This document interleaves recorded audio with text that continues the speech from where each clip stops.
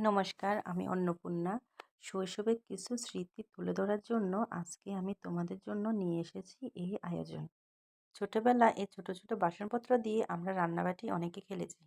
আজকাল ছেলেমেয়েরা এইসব খেলা ভুলেই গেছে। এখন শুধু তারা ব্যস্ত থাকে মোবাইল নিয়ে।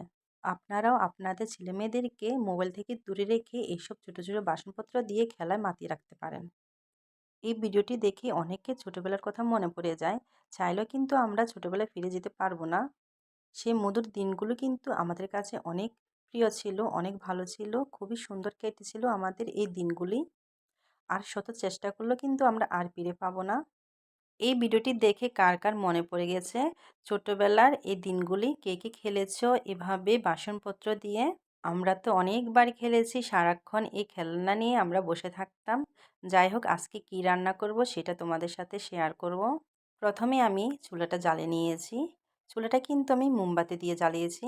আর এখানে আমি রান্না করব পায়েস, ক্ষীর পায়েস। ক্ষীর পায়েস রান্না করার জন্য প্রথমে আমি গুঁড়ো দুধ জলের মধ্যে ভালো করে গুলিয়ে পাতিলটা উনুনে বসিয়ে দিয়েছি।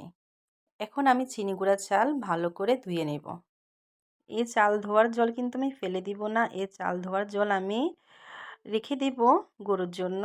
গরু এ চাল ধোয়ার জল খেয়ে অনেক পুষ্টি পাবে, সেজন্য আমি রেখে দিয়েছি। এখন আমি চাল ধুয়ে দিয়ে দিয়েছি দুধের মধ্যে। এখন ভালো করে চালটা আমি সিদ্ধ করে নিব। একটু নেড়ে দিতে হবে, না হলে নিচে লেগে যাবে। চাল সিদ্ধ হয়ে গেলে আমি দিয়ে দিব পরিমাণ মতন চিনি। এখানে কিন্তু চিনি আমি স্বাদ মতন দিয়েছি। পরে কিন্তু আমি ক্ষীর দিব, কারণ আজকের পায়েসটা হবে ক্ষীর পায়েস, সেজন্য আমি আগে থেকে একটু ক্ষীর করে নিয়েছি। এখন আমি ক্ষীরটা দিয়ে দিয়েছি। ক্ষীর দিয়ে ভালো করে পায়েসের সাথে মিশিয়ে নিব। এরকম ক্ষীর পায়েস কে কে খেয়েছো বলবে কিন্তু।